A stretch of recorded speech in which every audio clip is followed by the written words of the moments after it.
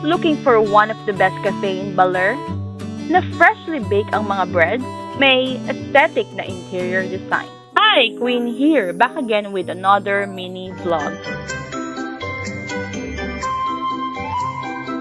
Hi mga loves, i-share ko lang sa inyo itong na-discover namin na cafe sa Baler na talagang pinupuntahan ng mga turista. Welcome sa Madison's Cafe na matatagpuan sa address na nasa screen guys.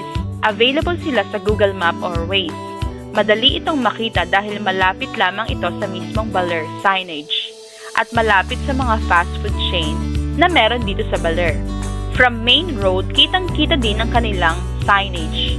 Bukod sa ganda ng Baler ay madami ang masasarap na kainan dito. Kaya naman para sa araw na ito, talagang hindi namin pinalampas ang sikat na cafe na ito. Pagpasok pa lamang ay mapapansin na napaka-aesthetic ng interior design. Ito ang kanilang menu mga loves.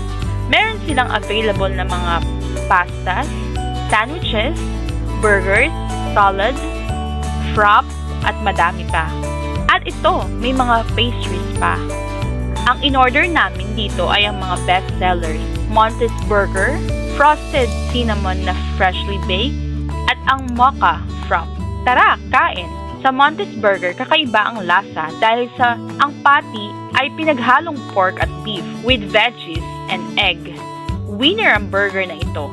Kaya pala, isa ito sa bestseller nila. Sunny side up ang egg na nilagay dito at fresh ang lettuce, tomato at cucumber. Yung bread na ginamit sa burger ay freshly baked. Sa Mocha Frap naman, premium din ang ginamit na ingredients. I will choose the same if bibisita kami ulit dito.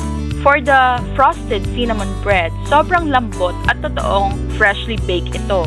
Sobrang sarap, sayang nga at isa lamang ang aming tinake out. So paano, hanggang dito na muna. Thank you so much mga loves for watching. See you again next time. Have a beautiful life. Babush! Love, Queen.